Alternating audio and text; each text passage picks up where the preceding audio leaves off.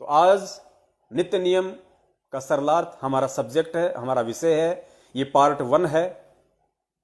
और दास के Facebook page को आप सभी भगत भाई बहन फॉलो कर लें, वीडियो को लाइक करें, शेयर करें ज़्यादा से ज़्यादा, ताकि ज़्यादा से ज़्यादा आत्माएं आने वाले दिनों में सत भक्ति से जुड़कर, सच्ची साध संगति से जुड़कर इस महाविनाश के दौर में कुछ राहत महसूस करें और परमेश्वर के वचनों पे अटल रहें, अडिग रहें, क्योंकि ये समय जो हमारी ज्ञान की परीक्षा का है, परमपिता परमेश्वर देख रहे हैं। इतना सिलेबस देने के बाद, इतना पाठ पढ़ाने के बाद, और काल भगवान हमें तोड़ने की भरपूर कोशिश करेगा, शैतान हमें परमेश्वर के वचन से दूर करने की कोशिश करेगा। बस यही हमारे ज्ञान की परीक्षा है। और इस समय केवल 2 ही चीजें हमें बचा सकती हैं। पहली चीज है सतगुरु का सत्संग और दूसरी चीज है साध संगति। इन 2 चीजों से यदि हम जुड़े रहेंगे, पुण्यात्माओं यकीन करना, बाल भी बाका शैतान आप और हमारा नहीं कर पाएगा।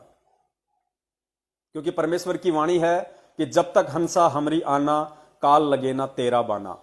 कि भाई काल जब तक मेरा भगत, जब तक मेरी आत्मा मेरे वचनों में है, मेरी आन में है, मेरी मर्यादा में है, तब तक आप उसका बाल भी बाका नहीं कर पाओगे। तो आपने देखा होगा पुण्यात्माओं, जिस प्रकार आजकल गन्ने का सीजन चल रहा है, जगह जगह आपको ठेले और रेडियां मिलेंगे गन्ने का जूस निकालने वाले।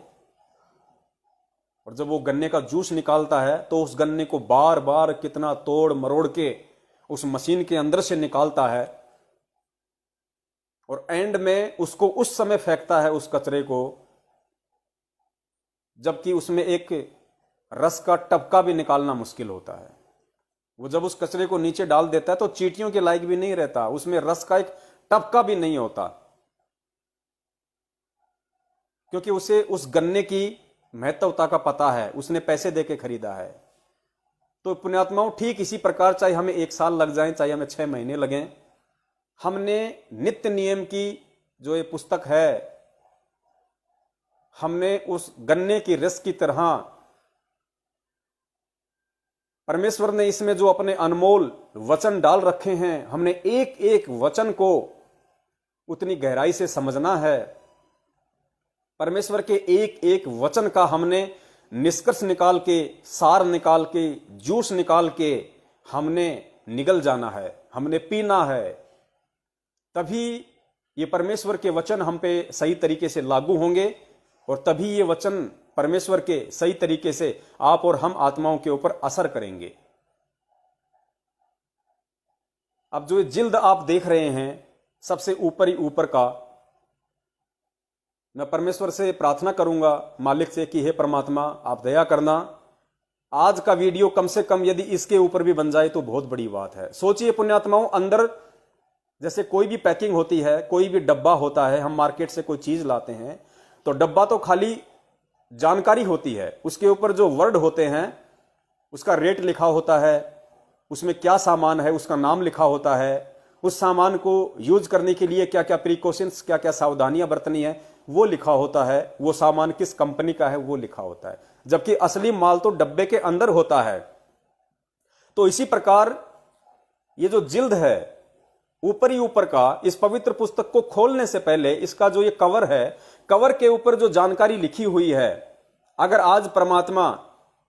इस जानकारी को भी सही तरीके से आप और हम तक पहुंचा दें, साध संगति के माध्यम से एक दूसरे भगत भाई बहन को उसकी पहचान करवा दे कि इन शब्दों का मतलब क्या है, इनका अर्थ क्या है, इनका निष्कर्ष क्या है, तो भी बहुत बड़ी बात होगी। तो आज हम जिल्द के ऊपर जो लिखा है, इस कवर के ऊपर जो 4-5 लाइनें लिखी हैं, आज हम इनको सही तरीके से समझने का प्रयास करेंगे और गन्ने की तरह बिल्कुल निचोड़ के रख देना है परमेश्वर के एक एक शब्द को। फिर देखिए कितना आनंद आएगा इस भक्ति में, इस परमात्मा के चरण कमलों में,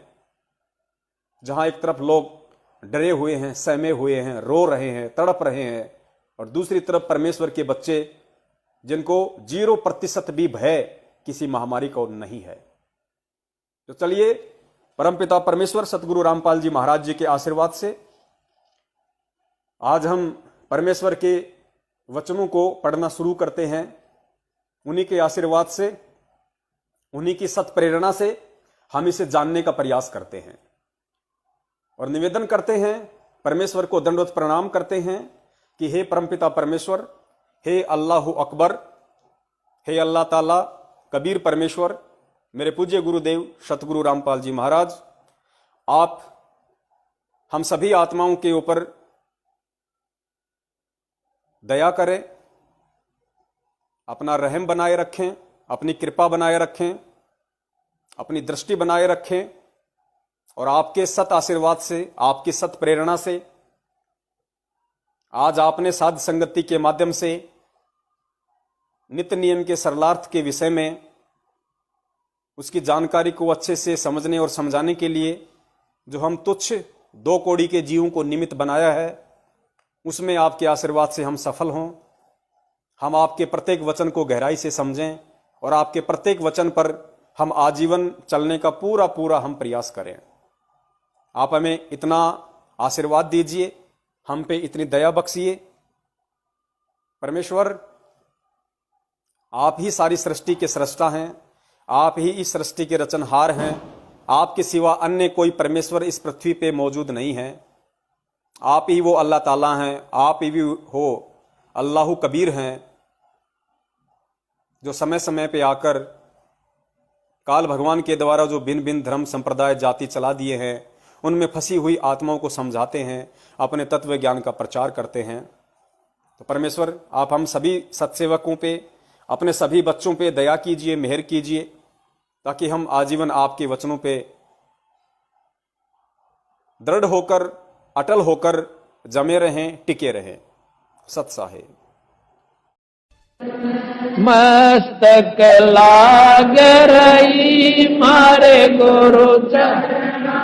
की दूर, मस्तक लाग मारे गुरु चरणा की दूर, मस्तक लाग रही। जब ये धूल चढ़ी मस्तक पे, जब ये धूल धूलिता हो गई दूर, मारे गुरु चरण